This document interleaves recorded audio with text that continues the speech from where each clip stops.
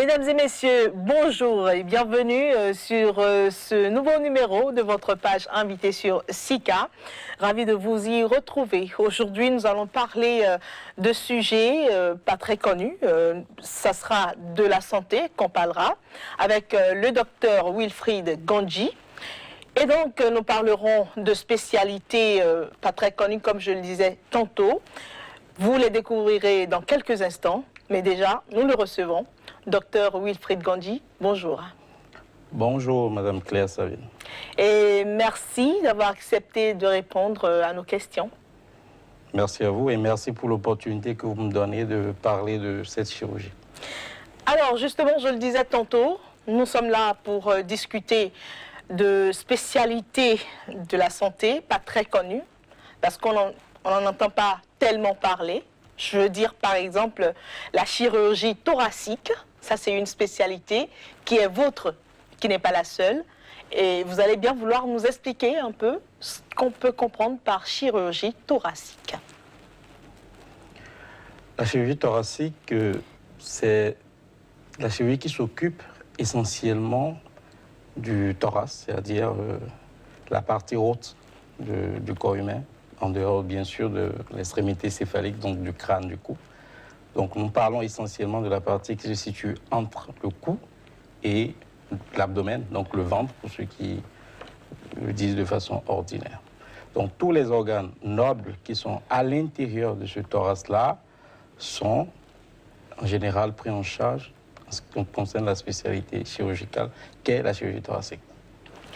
Alors, dans quel cas est-ce qu'on recourt à la chirurgie thoracique?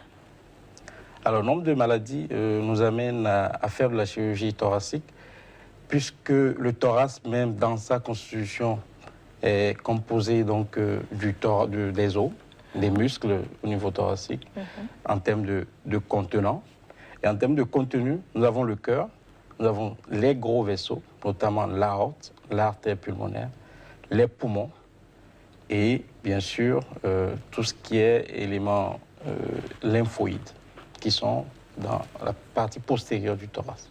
Alors, et quand vous faites une chirurgie thoracique, c'est pour régler quel problème, par exemple? Alors, beaucoup de problèmes. Il est difficile d'énumérer ces problèmes-là, mais je vous dirai quelques-uns de ces problèmes-là. Il s'agit notamment des tumeurs pulmonaires, par exemple, des patients qui ont des poumons qui sont complètement ratatinés avec de l'air au niveau du thorax, parce qu'ils ont fait peut-être un traumatisme, ce que nous appelons ordinairement dans notre thème pneumothorax, c'est-à-dire de l'air dans le thorax, ou quand ils ont du sang dans le thorax, que nous appelons hémothorax. En dehors de ça, vous avez des pathologies cardiaques, notamment chez des patients qui ont des problèmes d'ischémie, que nous appelons cardiopathie ischémique. Ils ont souvent des douleurs thoraciques, et ça se manifeste par des artères qui sont bouchées au niveau du cœur. Nous avons aussi des pathologies liées à l'aorte, comme je l'ai dit tout à l'heure, les gros vaisseaux, qui peuvent également être pris en charge. Donc il y a un nombre de pathologies qui peuvent atteindre ces organes-là. Alors, vous êtes également spécialiste de la chirurgie cardiaque. Et là, qu'est-ce qu'il faut entendre? Tout à fait. J'ai commencé par parler déjà du cœur, puisque le thorax fait partie intégrale du cœur. Du cœur, oui. Donc, quand nous parlons de la chirurgie cardiaque, c'est toutes les maladies qui intéressent le cœur. Donc, que ce soit des maladies congénitales, c'est-à-dire des maladies qu'on prend depuis la conception jusqu'à la naissance, et des cardiopathies acquises, c'est-à-dire des cardiopathies qu'on acquiert après la naissance. Donc, il y a un nombre de pathologies qui sont énumérées dedans. Je peux, par exemple, vous dire qu'au niveau des cardiopathies congénitales, nous avons des enfants qui naissent bleus. Et là, nous appelons ça la tétralogie de Fallot. Ils naissent bleus comment? C'est-à-dire qu'ils ont une coloration bleue des téguments. Vous avez les mains qui sont bleues, ils sont cyanosés, comme on le dit en termes. Et qu'est-ce qui explique cette coloration? Cette coloration est due au fait que le sang qui devait être oxygéné n'est pas bien oxygéné parce qu'il y a un trou au niveau du cœur. Et vous avez la branche pulmonaire qui doit nous apporter du sang vers les poumons qui est aussi sténosée. En dehors de ça, il y a deux autres anomalies qui sont une malposition de l'aorte et un ventricule droit qui est dilaté. Et ces enfants, quand ils naissent bleus. Et malheureusement, ils font des crises et qui peuvent les emporter très tôt.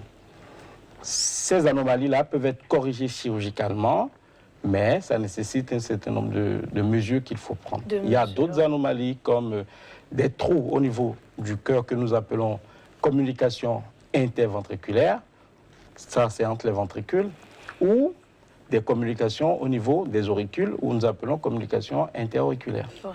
Ces enfants aussi, ils peuvent développer des cardiopathies acquises qui sont au niveau des valves cardiaques. En fait, il s'agit des valves, des membranes qui jouent le rôle de porte, donc éviter que le sang aille dans les deux sens. Ils peuvent avoir ces maladies-là, que nous appelons valvulopathie. Ça peut être au niveau de la valve mitrale ou au niveau de la valve aortique, ou au niveau de la valve tricuspide ou pulmonaire. Et en général, ils ont cette maladie-là après un certain nombre d'infections.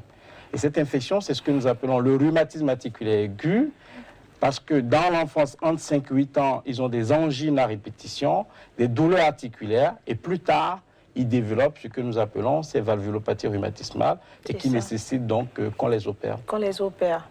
Et c'est quoi la particularité alors de la chirurgie vasculaire? La chirurgie vasculaire, c'est parce que vous savez, l'organisme est composé essentiellement de vaisseaux, et toutes les parties du corps humain contiennent des vaisseaux, puisque c'est eux qui apportent le sang et qui nourrissent les parties de l'autre. Donc, quand ces vaisseaux sont bouchés, que ce soit au niveau artériel ou au niveau veineux, nous nous occupons de les déboucher ou d'essayer, lorsqu'ils sont complètement bouchés, qu'on ne peut pas les déboucher, de faire ce que nous appelons des pontages pour pouvoir apporter le sang en contournant l'endroit qui est bouché. En dehors de ça, de façon ordinaire, vous allez constater qu'il y a un nombre de personnes qui ont ce qu'on appelle des dilatations variqueuses, c'est-à-dire que en restant debout, ils voient des petits traits bleus sur leur peau. En général, nous appelons ça des varicosités. Ces varicosités peuvent être traitées par la chirurgie cardiovasculaire en faisant donc des sclérothérapies, et ça joue un rôle esthétique.